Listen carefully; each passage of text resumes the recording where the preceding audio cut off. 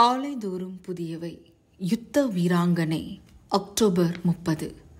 கர்த்தருடைய தூதனானவர் அவனுக்கு தரிசனமாகி, பராக்கிரமசாலியே, கர்த்தர் உன்னோடு இருக்கிறார் என்றார். நியாயாதிபதிகள் 6:12. 1940 ஜெர்மனியர்கள் ஊடுருவிய தருணத்தில் நேசிப்பதிலும் வேலை செய்வதிலும் குடும்பத்தோடும் நண்பர்களோடும் நேரம் செலவழிப்பதிலும் தன் வாழ்க்கையை நடத்திய டயட் ஈமன் கூச்ச சுபாவம் கொண்ட ஒரு சாதாரணமான பெண்.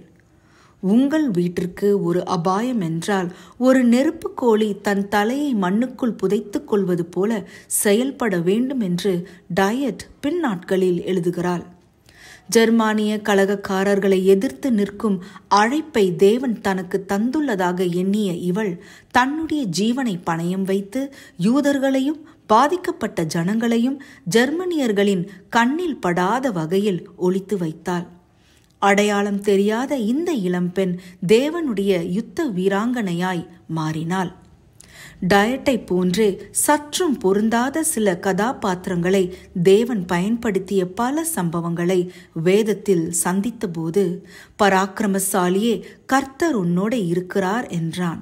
கிதியோன் பராக்கிரமசாலியாகவே தென்பட்டான்.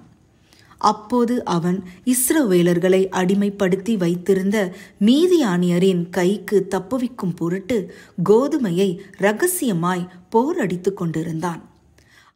அவன் இஸ்ரவேலில் மனாசே கோத்திரத்தில் மிகவும் எளிமையான குடும்பத்தைச் சேர்ந்தவன். அவன் தகப்பன் வீட்டில் உள்ள எல்லோரை காட்டிலும் சிறியவன். அவன் தேவனுடைய அழைப்பை நம்பாமல் அதை உறுதிப்படுத்த பல அடையாளங்களை கேட்கிறான். ஆனாலும் தேவன் அவனை கொண்டு மீதியானியரை முறியடித்தார். தேவன் கிதியோனை பராக்கிரமசாலியாக பார்த்தார். தேவன் கிதியோனோடு இருந்து அவனை ஊக்கப்படுத்தியது போல அவர் நம்மை அவருடைய பிரியமான பிள்ளைகளாய் ஏற்று சிறிய மற்றும் பெரிய வழிகளில் அவருக்காக வாழ்ந்து ஊழியம் செய்யும் பொருட்டு நமக்கு தேவையான அனைத்தையும் நமக்கு அருளுகிறார். நம்முடைய கர்த்தராகிய இயேசு கிறிஸ்துவின் பிதாவாகிய தேவனுக்கு ஸ்தோத்திரம். அவர் கிறிஸ்துவுக்குள் உன்னதங்களில் ஆவிக்குரிய சகல ஆசீர்வாதங்களினாலும் நம்மை ஆசீர்வதித்திருக்கிறார். எபேசியர் 1:3. உங்களுடைய பாதுகாப்பற்ற சூழலிலிருந்து பாதுகாப்பான இடத்திற்கு அழைத்து கொண்டு போய் உங்களை அவருக்கு எப்படி ஊழியம் செய்ய வைக்கிறார் என்ற அனுபவத்தை மற்றவர்களுக்கும் சொல்லி பாதுகாப்பான ஊழியம் செய்ய உங்களையும் தேவன் அழைக்கிறார் என கூறுங்கள். தேவ கிருபை உங்களோடு இருப்பதாக. ஜெபம்.